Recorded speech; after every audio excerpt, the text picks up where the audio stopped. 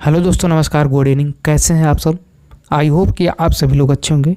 तो आज की जो क्लास है डीएलएड सेकंड सेमेस्टर वालों के लिए है। सब्जेक्ट जो है आप लोगों का हिंदी है। क्लास नंबर की अगर बात करूँ तो आप लोगों का जो क्लास है हिंदी का 5वां क्लास है। आप लोगों का 4 क्लास कंप्लीट हो गया है। जो लोग नहीं देखे हैं जाके प्लेलिस्ट में देख सकते हैं। 3 और 2 और 1 हिंदी का क्लास है, आप लोग जाके देख लीजिए। और वहाँ पे इंग्लिश की भी क्लास मिल जाएंगी, प्रारंभिक शिक्षा के नवीन प्रयास मिल जाएंगे, सामाजिक अध्ययन मिल जाएंगी। तो ये सारी क्लास जो आप लोग की बहुत ही महत्वपूर्ण है। और उसमें मैं आप लोगों को ऐसा क्वेश्चन करवाया हूँ जो आप लोगों के एग्ज़ाम में आने के पूरे चांस है। ठीक, मैं आप लोगों को वही क्वेश्चन करवाता हूँ जो आप लोगों के एग्ज़ाम में आ जाएँ और एग्ज़ाम से बाहर एक भी क्वेश्चन नहीं जाएगा। तो आइए देखते हैं आज का क्वेश्चन क्या है और इसमें पढ़ना क्या है। इसमें जो है बहुविकल्पी के 15 क्वेश्चन है और ये ऐसे क्वेश्चन जो आप लोगों के एग्ज़ाम में पिछले एग्ज़ाम में आ चुके हैं। ठीक, तो बहुविकल्पी के साथ साथ मैं अति लघुत्तरी भी करवा दूंगा, ये मानकर चलिए। देखिए पहला क्वेश्चन क्या है कि चौराहा शब्द में समास है। ठीक, तो आप लोगों का जो विकल्प है अव्ययी भाव समास, द्वंद्व समास, द्विगु समास, तत्पुरुष समास। ठीक, तो इसमें जो है विकल्प को टिक करने से पहले हम समास को समझ लेते हैं, क्योंकि अगर हम समास को समझ जाएंगे तो ऐसा क्वेश्चन और भी अगर आएगा तो हम लोग आसानी से कर पाएंगे। ठीक, तो समास किसे कहते हैं?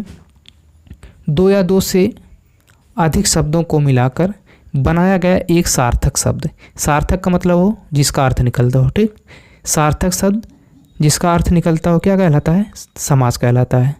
और यहाँ पे आप लोगों का एक क्वेश्चन और बन सकता है कि समास कितने प्रकार के होते हैं। तो आप लोगों के जो समास हैं 6 प्रकार के होते हैं। कौन कौन से? यहाँ पे 4 तो ऐसे ही लिखे हैं, आप लोग यहाँ से देख लीजिए। अव्ययी भाव समास हो गया, द्वंद्व समास हो गया, द्विगु समास हो गया, तत्पुरुष समास हो गया, और बचते हैं 2 और समास। तो कौन कौन से हैं? 5वां मान लीजिए। 5वां कौन है?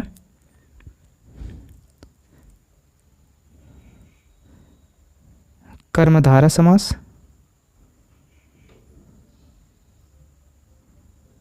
और 6वां मान लीजिए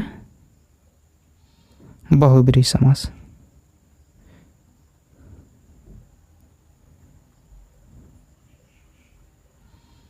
तो आप लोगों के जो है समास 6 हैं। आप लोगों के एग्जाम में ऐसा पूछा जाता है समास कितने प्रकार के होते हैं, समास का नाम लिखिए। ठीक, तो आप लोगों का 1 नंबर यहाँ से बन जाएगा। चलिए, और इसमें जो है आप लोगों का विकल्प कौन सा सही होगा? द्विगु समास। क्लियर है? चलिए अगला क्वेश्चन देखते हैं। कोई खड़ा है, इस वाक्य में प्रयुक्त में कोई किस प्रकार का सर्वनाम है? यानी यहाँ पे जो कोई दिया है ये किस प्रकार का सर्वनाम है? निश्चयवाचक, प्रश्नवाचक, निजवाचक, अनिश्चयवाचक। तो इसमें जो आप लोगों का राइट आंसर हो जाएगा क्या होगा? अनिश्चयवाचक। यानी हमको पता नहीं, कोई का मतलब होता है कि हमको वहाँ पे पता नहीं है कौन खड़ा है। ठीक, और निश्चयवाचक का अगर वहाँ पे कौन खड़ा है उनको हम जानते हैं, उनका नाम जानते हैं, पहचानते हैं, तो उनका नाम ले सकते हैं। ठीक, कि उनको हम जानते हैं, पहचानते हैं। लेकिन यहाँ पे क्या होगा? कोई है, यानी इसका मतलब पता चल रहा है कि अनिश्चय है। ठीक, चलिए अगला क्वेश्चन देख लेते हैं। और जो लोग इस चैनल को अभी तक सब्सक्राइब नहीं किए हैं सब्सक्राइब कर लें, क्योंकि यहाँ पे आप लोगों को बेहतर से बेहतर कंटेंट मिलेंगे और ऐसे क्वेश्चन करवाएंगे जो आप लोगों के एग्ज़ाम में पूरा हेल्पफुल होगा। ठीक, चलिए तीसरा क्वेश्चन है, कवि शब्द स्त्रीलिंग है। ठीक, कवि शब्द का स्त्रीलिंग है और ये क्वेश्चन इतनी बार पूछा जाता है कि मैं क्या बताऊं। ठीक, आप लोग अगर कोई कंपटीशन का एग्ज़ाम दिए होंगे तो उसमें भी आप लोग इस क्वेश्चन को पाएंगे।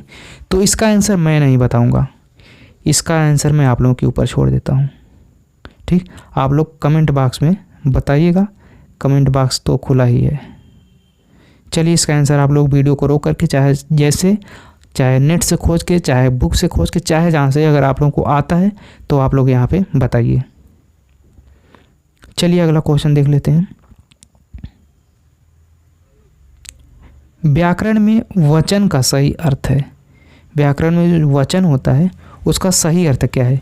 प्रतीक्षा, संख्या, बोली, भाषा। तो आप लोगों को पता होगा वचन कितने प्रकार के होते हैं। वचन जो है हिंदी व्याकरण में 2 प्रकार के हैं। कौन कौन से? पहला है एक वचन और दूसरा क्या है, बहुवचन। ठीक, आप लोगों का अति लघु उत्तरी का 1 नंबर ये भी बन जाएगा कि वचन कितने प्रकार के होते हैं, नाम लिखिए। ठीक, तो इसमें जो हमारा राइट आंसर क्या हो जाएगा, संख्या। चलिए अगला क्वेश्चन देख लेते हैं। मरकट का पर्यायवाची शब्द है पानी, पुत्र, मित्र, बंदर। तो इसमें जो हमारा राइट आंसर हो जाएगा बंदर। ठीक, बंदर के और भी पर्यायवाची हैं, जैसे कपि हो गए। ठीक, कपि हो गए, वानर हो गया। ठीक, और क्या होगा, कपीस हो गया। तो हमारे क्या है, बंदर के पर्यायवाची या मरकट के पर्यायवाची बोल सकते हैं। ठीक, चलिए अगला क्वेश्चन है।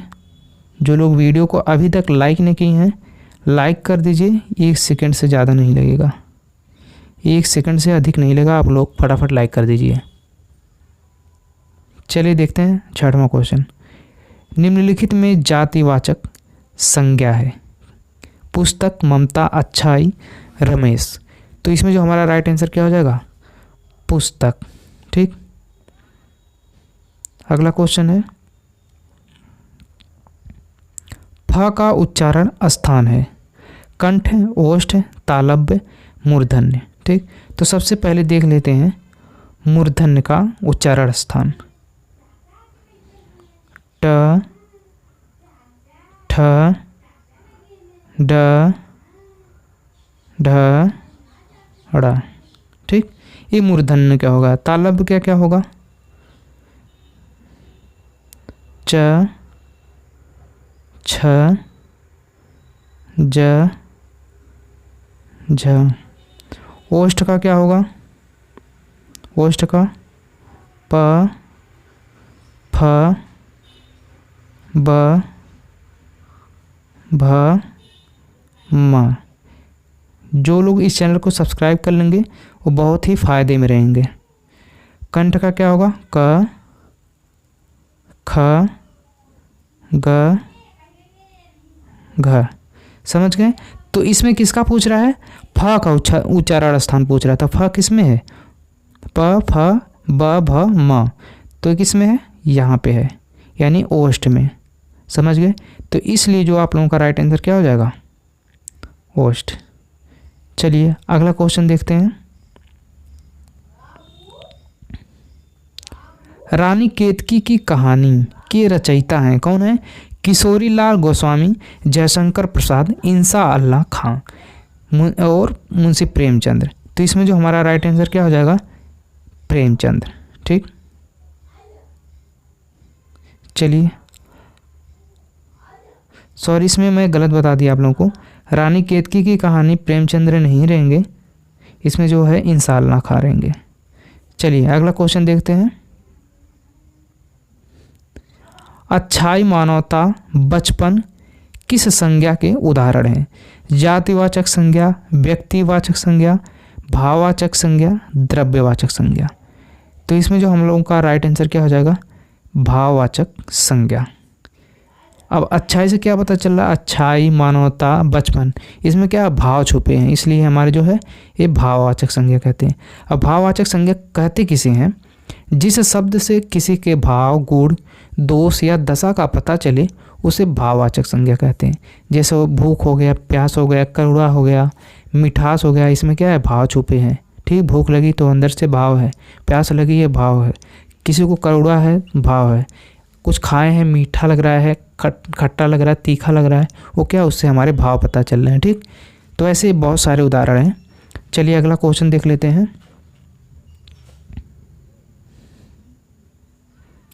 कौन सा परिमाण बोधक विशेषण है, कैसा, लाल, तिकोना, थोड़ा। तो इसमें जो हम लोगों का राइट आंसर हो जाएगा थोड़ा। चलिए अगला क्वेश्चन देखते हैं। 11, जो बहुत अधिक बोलता हो, वाक्यांश के लिए प्रयुक्त होने वाला एक शब्द है। ठीक, इसको एक शब्द में कहेंगे, क्या है, वक्ता, सुवक्ता, वाचाल, नेता। तो इसमें जो हम लोग का राइट आंसर हो जाएगा वाचाल। चलिए नेक्स्ट क्वेश्चन। जागृत शब्द का विलोम है। आप लोगों को मैं किसी क्लास में हिंदी की बताया हूँ, जो लोग पहले से मेरी क्लास को देखते होंगे उनको पता होगा, ठीक। लेकिन मैं आप लोगों को बता देता हूँ दोबारा। जागृत शब्द का विलोम क्या है? विषुप्त, सुषुप्त, शयन, चेतना। तो इसमें जो राइट आंसर हो जाएगा क्या होगा? सुषुप्त, ठीक। या सुषुप्त का मतलब होगा गहरी नींद में सोना, जागृत का मतलब होगा जागना, ठीक। चलिए, सजग शब्द का पर्याय नहीं है। सजग शब्द का पर्यायवाची नहीं है, क्या है? चौकस, सचेत, पहरेदार, सावधान। आप लोगों ने बहुत बार सुना होगा सजग शब्द, ठीक। वहाँ पे जाना तो सजग से जाना, ये कर रहे तो सजग से करना, ऐसे खा रहे तो सजग से खाना, ठीक। ये शब्द बहुत उपयोग होता है, ठीक। तो यहाँ पे जो है सजग का पर्यायवाची नहीं है, पर्याय नहीं है, तो आप लोगों को ये बताना, ठीक। चौकस, सचेत, पहरेदार, सावधान। तो सावधान तो ऐसे भी पता चल रहा है, ठीक। चौकस भी होगा, सचेत भी होगा, इसमें जो लग रहा है पहरेदार, ठीक। पहरेदार नहीं है क्योंकि यहाँ पे पर्याय नहीं पूछ रहा है, इसलिए जो हमारा राइट आंसर क्या हो जाएगा? पहरेदार, ठीक। चलिए अगला क्वेश्चन देखते हैं। महाकवि शब्द में प्रयुक्त समास है कर्मधारय, अव्ययी भाव, तत्पुरुष, बहुव्रीहि। तो इसमें जो हम लोगों का राइट आंसर क्या हो जाएगा? कर्मधारय समास। क्या होगा? कर्मधारय समास। चलिए अगला क्वेश्चन और लास्ट क्वेश्चन देख लेते हैं। निम्नलिखित में कौन सा व्यंजन उष्म है? ठीक, स यहाँ पे खष्टी स रहेगा,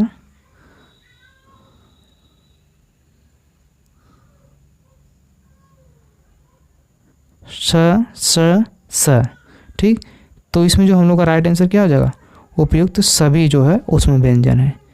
तो आप लोगों के जो है यहाँ पे 15 क्वेश्चन कंप्लीट होते हैं। जो लोग पूरा देखे होंगे वो तो कुछ ना कुछ सीख गए होंगे, जो लोग वीडियो को छोड़ के जा चुके हैं उनका टेंशन आप लोग छोड़ दीजिए, ठीक। तो चलिए अब यहाँ पे थोड़ा बात कर लेते हैं। नीचे आप लोग प्ले लिस्ट में जाएंगे, आप लोगों को ऐसी क्लास मिल जाएंगी। यहाँ पे देखिए हिंदी की है, मैथ की है, सामाजिक अध्ययन है, इंग्लिश है, प्रारंभिक शिक्षा का नवीन प्रयास है, ऐसी सारी क्लास, बहुत सी सारी क्लास पढ़ी हैं। आप लोग जाके बस उसे देख लीजिए, ठीक। क्योंकि अगर आप लोग देखेंगे तो आप लोग अपनी तैयारी को मजबूत करेंगे। तो चलिए बस इस क्लास को यहीं पे समाप्त करते हैं, फिर मिलेंगे अगली क्लास में। तब तक के लिए bye bye, take care, thank you so much. और वीडियो को थोड़ा और ज़्यादा शेयर कर दीजिए ताकि और लोग भी इस चैनल के माध्यम से अपनी तैयारी को कर पाएँ।